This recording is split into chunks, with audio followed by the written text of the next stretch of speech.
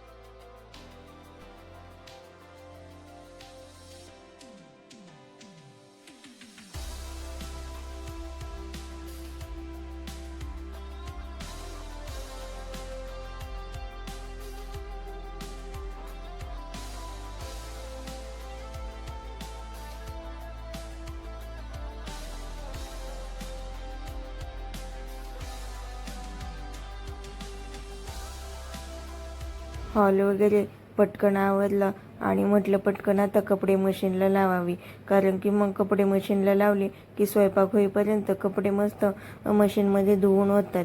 तर पहा, पटकन कपडे मशीनला लावले. आज कपडे थोडेच होते, म्हटलं चला मशीनलाच लावून देऊया. तर कधी कधी मी मशीनला लावते आणि कधी कधी मी हाताने धुते. पांढरे कपडे असले की हातानेच धुवावी लागतात. तर पहा, मी हे वॉशिंग मशीनचे लिक्विड वापरते.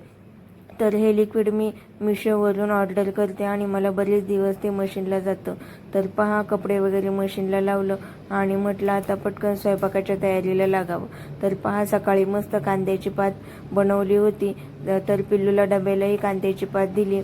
आज काही शेंगदाण्याची मिरची दिली नाही, कारण की त्याला 2-3 दिवस झाले मी ओरडून ओरडून जरा जागेवरती आणला आहे. म्हटलं आता शेंगदाण्याची मिरची आला तर घरी येऊन खा, डब्याला भाजीच न्यायची. तर पहा, त्याला सकाळी मस्त कांद्याची पात करून दिली आणि एकच चपाती बनवली होती. तर म्हटलं आता बाकीच्या उरलेल्या चपात्या पटकन बनवून घ्याव्या. तर पहा, सकाळी सकाळी तर किचन ओट्यावरती एवढा पसारा होतो की देखवतच नाही. पण आता काय करायचं, स्वयंपाक करताना तर पसारा हा होतोच. म्हटलं पटकन स्वयंपाक करावा आणि नंतर तर किचन ओटा आवरायचाच आहे. तर म्हटलं आज भाजी चपाती बरोबर डाळ भातही बनवावा. तर पहा, म्हटलं एकीकडे चपात्या होतात तोपर्यंत डाळ शिजत लावावी. म्हणजे डाळ शिजून झाली की लगेच फोडणी देता येईल आणि पटकन दुसऱ्या कुकरमध्ये भात लावता येईल, म्हणजे स्वयंपाक पटकन होऊन जाईल. तर पहा, डाळ मस्त पाण्याने धुते आणि तिला शिजायला लावते. तर पहा, ही मुगाची डाळ आहे आणि मुगाची डाळ ही आमच्या घरचीच आहे. आमच्या घरी मूग होतात आणि नंतर मग माझ्या सासूबाई घरीच मुगाची डाळ बनवतात. तर ही मुगाची डाळ आमच्या घरचीच आहे, त्यामुळे हे बाहेरची मुगाची डाळ आणण्याची गरज लागत नाही. तर पहा, पटकन कुकर लावला आणि म्हटलं आता पटकन गरम गरम चपात्या करून घ्याव्यात.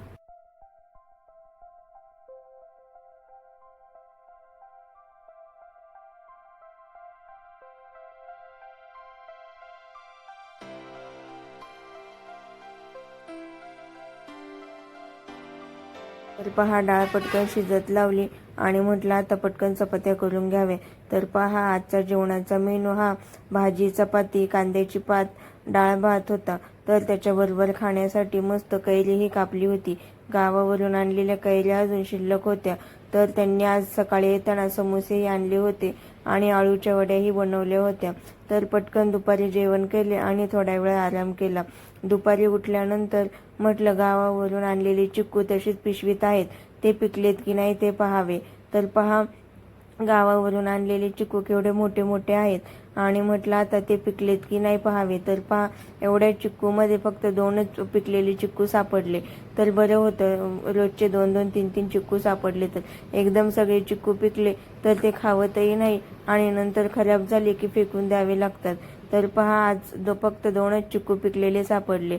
तर म्हटलं बरं झालं, तेवढेच 2 सापडले. तर बाकीचे चिक्कू पिकलेले पुन्हा पिशवीत भरून म्हटलं ते पिकण्यासाठी ठेवावे आणि चिक्कू भरून एका पिशवीत ते पिकायला ठेवले. नंतर म्हटलं दुपारी आमच्या पिल्लूचा कराटे क्लास आहे, तर त्याला सोडवायला कराटे क्लासला जावं. तर पहा, त्याला कराटे क्लासला सोडून येते आणि त्याला घेऊन चालले. तर पहा, तो माझ्या आधी पार्किंगला आला होता आणि गाड्या वगैरे न बघताच पळत सुटतं. त्याच्यामुळे त्याला सोडवायला आणि आणायला दोन्ही वेळेस जावं लागतं. तर पहा, आजचं दुपारचं वातावरण म्हणजे किमान संध्याकाळचे 6 वाजलेत पाहत. तर वातावरण किती छान झालेलं आहे आणि गार्डनमध्ये खूप सारे मुलं खेळत आहेत आणि गार्डनमध्ये मुलं खेळताना पाहून जरा बरं वाटतं. पिल्लूचेही मित्र आहेत आणि म्हटलं जरा वेळ कराटे क्लासला टाईम आहे तर खेळून घे. नंतर त्याला कराटे क्लासला सोडलं आणि म्हटलं थोडा भाजीपाला आणावं, कारण की जवळच मार्केट असल्यामुळं रोज 1-1 2-2 भाजी आणते. एकदम खूप साऱ्या भाज्या आणून फ्रीजमध्ये ठेवत नाही. नंतर मग कोणती भाजी करू आणि कोणती नाही असं होतं आणि त्या नादात एखादी भाजीही खराब होते. तर थोडा भाजीपाला घेतला आणि म्हटलं चला जाताना आज चिकन घेऊन जाऊया, म्हणजे संध्याकाळी मस्त बिर्याणी बनवता येईल.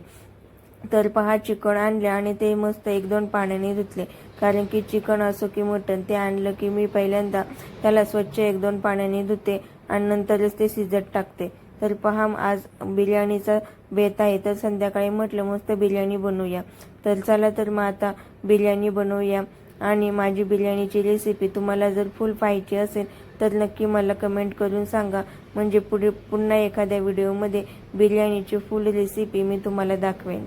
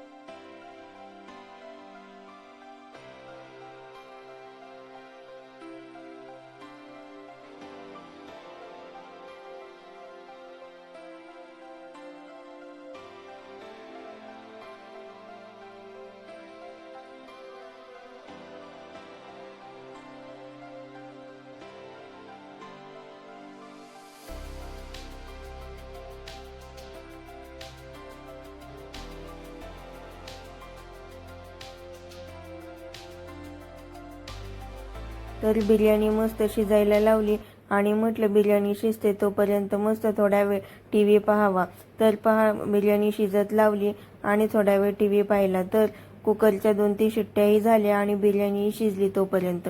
म्हटलं चला तर आता कुकर बंद करूया आणि बिर्याणी थंड झाली की खाऊन घेऊया. तर पहा ही होती आजची माझी बिर्याणी. तर पहा तुम्हाला बिर्याणी आवडली असेल तर मला नक्की कमेंट करा. तुम्हाला याची फुल रेसिपी मी पुन्हा एकदा दाखवेन. तर आजचा ब्लॉग तुम्हाला कसा वाटला हे नक्की कमेंट करून सांगा आणि चॅनेलला लाईक, शेअर आणि सबस्क्राईब करायला विसरू नका.